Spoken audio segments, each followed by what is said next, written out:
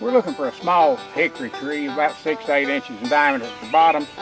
They're easier to work, the bark's thinner, and makes good chair bottom. So we'll walk out here and see if we can find one. There's a little one out there. Pretty. That one, yep, that's not bad. That might be the one we need to get. That's probably so. Straight, don't have many limbs on it. Not too thick. I think that'll work good. I say, John, we lay it right over through there where it's open. What do you think? Fine to me. Some of them would come, they'd make this like circuit riders. They'd go around to people's houses and bottom chairs for them. Yeah. You remember that? And they'd make them old rocking chairs and stuff, probably cost $1,000 a day, and take them and trade them for a drink of liquor. Yeah, a case of beer or something. Yeah, sure would. I've had people say, I've got 3 or 4 old chairs I need you to buy them. Yeah. If they'd come help me do this, they wouldn't ask that, would they? No, they don't have a clue. Don't have a clue. You have to love to do it, and want to do it. Yeah, that's right. I'm not doing this to make a living. I've got a 3/4 inch steel bar in here. And what I'm talking about upsetting is just to make it bigger at the bottom. Right over that piece of steel, I'm going to cool the outside edge and watch it turn white in there.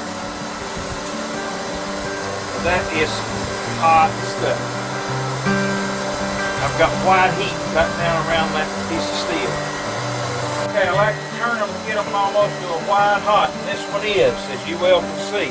Go straight down on it.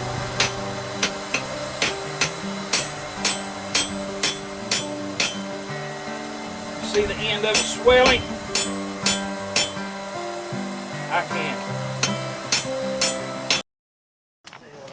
How did you know how to do this? Well,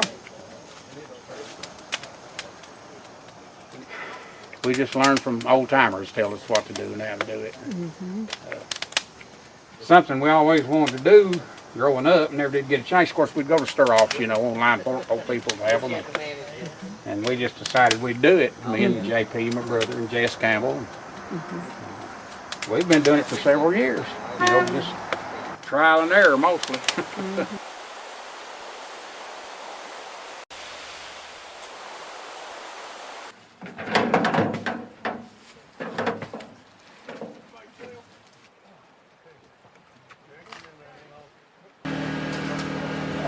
Pork chops. This is the ham.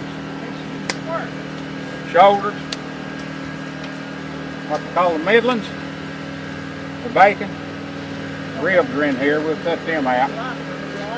The pork chops, the tenderloin, run right down this backbone. We'll cut them out.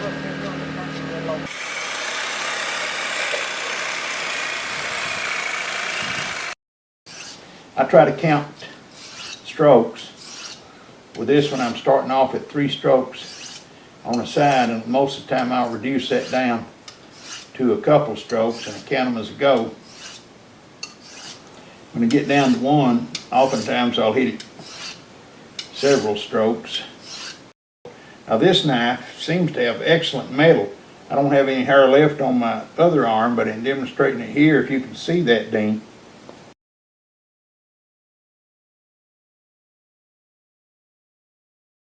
On the first pass, I go over top of the first piece. I go over top of it, then I go under 2, over 2, under 2, over 2, under 2, over 2. Okay, Dean. I went over 1 and then over 2. Now I'm going under 1. Okay. Under the first one.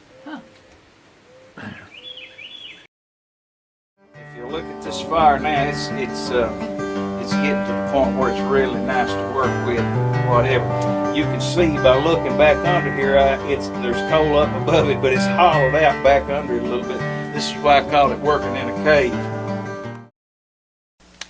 Boiling the juice calls for a good hot fire during the early hours of boiling, but as the juice boils down and thickens, fire has to be watched carefully to prevent scorching the syrup.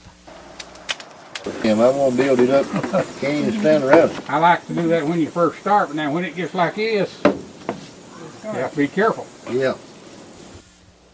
It takes some experience to know exactly when to take the pan off the fire.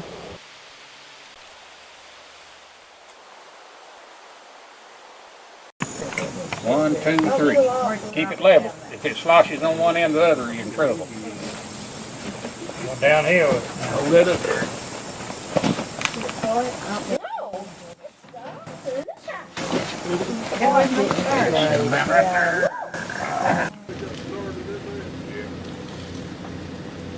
This time, Dean. Can you tell any guess about how many gallons?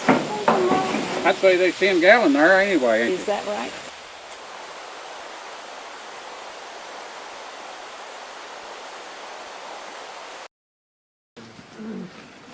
The old timers, they saved all this fat and made lard, you know. Fat on them guts, they'd go all through them guts and get the fat and make lard. And what was left after they made the lard they called cracklings. They'd put them in their cornbread and stuff. It makes it real good. I've eaten it. Crackling bread. Crackling bread. You've tried that, ain't you? Yep. Tenderloin. You want to say that again? Tenderloin. Cut us a couple of roasts off each end of it. Rest up pork chops. Ready for the smokehouse.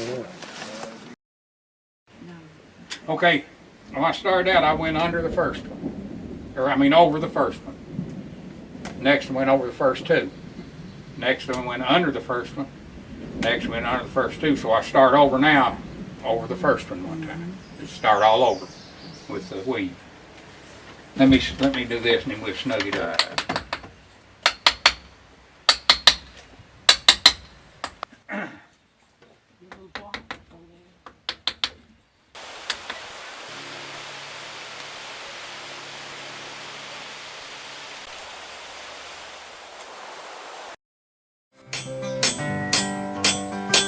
Okay.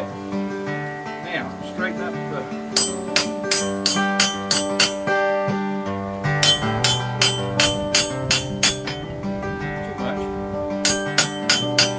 I can literally swill this out to twice its size or whatever if I want to take the time and do the heat and the fire. There's a shoulder ready to hang.